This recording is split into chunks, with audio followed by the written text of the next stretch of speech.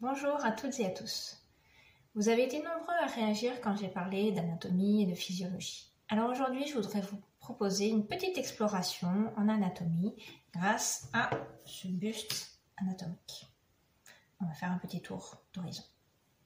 Alors, on va commencer par la partie de la cage thoracique. Est-ce que vous savez quels organes se trouvent dans votre cage thoracique? Quelle forme ils ont? Quelle taille? Peut-être, peut-être pas. Alors, si vous regardez ici, les premiers que vous allez voir, c'est ces deux-là, les poumons. Un à droite, un à gauche, et vous pouvez voir qu'ils n'ont pas tout à fait la même forme ni la même taille. Je vais vous les montrer plus en détail. Hop, je vais laisser.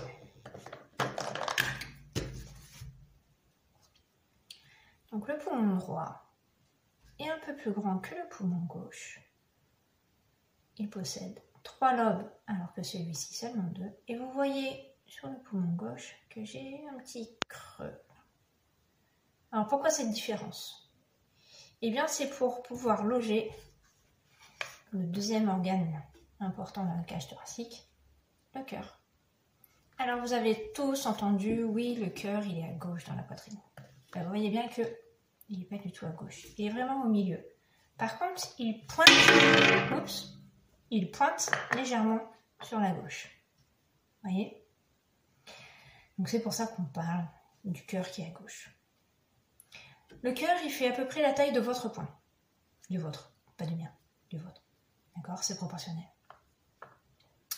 Ce qu'on peut trouver aussi au niveau de la cage thoracique et qu'on ne voit pas très bien, c'est un marron derrière, c'est l'œsophage, ce qui va relier votre bouche à l'estomac.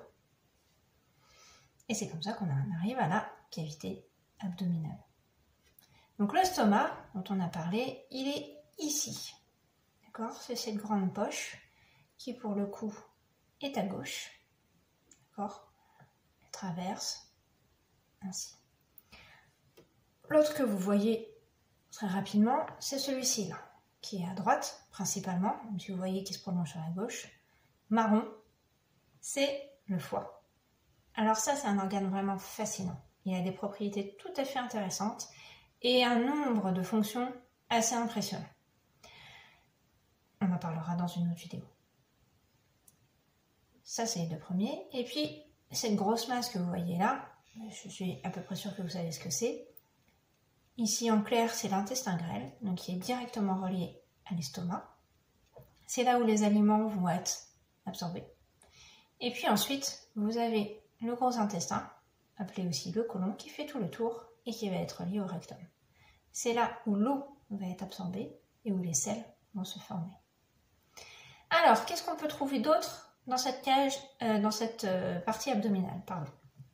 Eh bien, derrière le foie, vous l'avez peut-être déjà remarqué, j'ai une petite poire verte. Alors, je vous en montre mieux.